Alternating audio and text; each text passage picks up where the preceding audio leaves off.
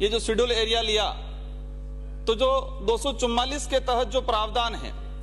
हमारे वहां पर रूढ़िगत ग्राम सभा,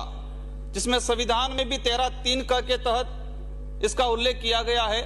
कि कोई भी छोटे मोटे मामले होते हैं तो रूढ़िगत जो ग्राम सभा है वो मिलके निपटारा करती है।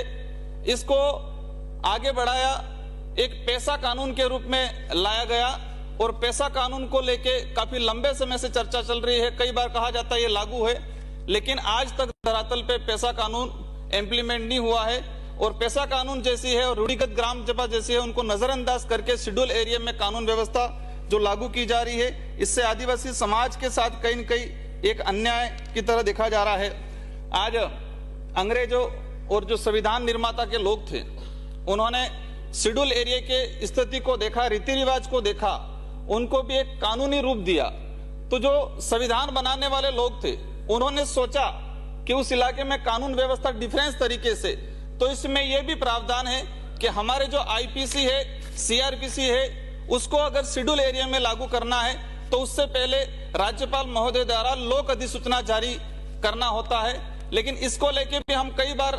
सदन के माध्यम, क्वेश्चन के माध्यम से जानकारी मांगी, लेकिन अभी तक हमें ये जानकारी नहीं मिली है कि क्या आईपीसी सीआरपीसी शेड्यूल एरिया में लागू होने से पहले लोक अधिसूचना जारी हुई नहीं हुई है। संविधान में प्रावधान है कि शेड्यूल एरिया के अंदर आईपीसी सीआरपीएम में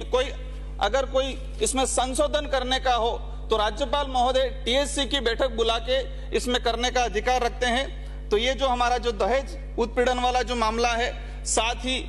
ये पोस्को वाला जो कानून है, अब कानून की जानकारी नहीं होने के कारण वहां पर पोस्को में इतने मामले दर्ज होते हैं जिसकी कोई गिनती नहीं है, और इसी का परिणाम हम जेलों के अंदर देखते हैं। अभी हमने एक क्वेश्चन लगा के जानकारी मांगी कि शेड्यूल एरिया के अंदर जो हमारे पूरे उदयपुर संभाग में 19 जेलें हैं, इसमें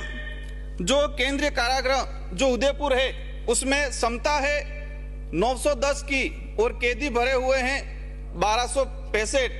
और डूंगरपुर में हमारे 71 की क्षमता है कारागृह जेल के अंदर और कैदी भरे हुए हैं 206।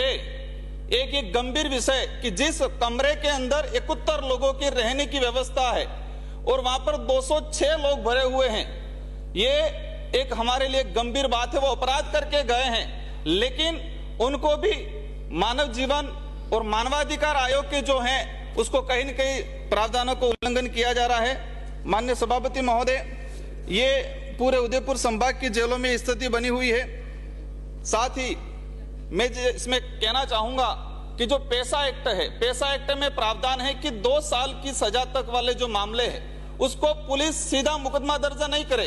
पैसा एक्ट की ग्राम सभा को भेजे, पैसा एक्ट की ग्राम सभा इसमें विचार विमर्श करे। वो उसको अधिकार है कि वो इन मामलों को सुलटारा करके थाने में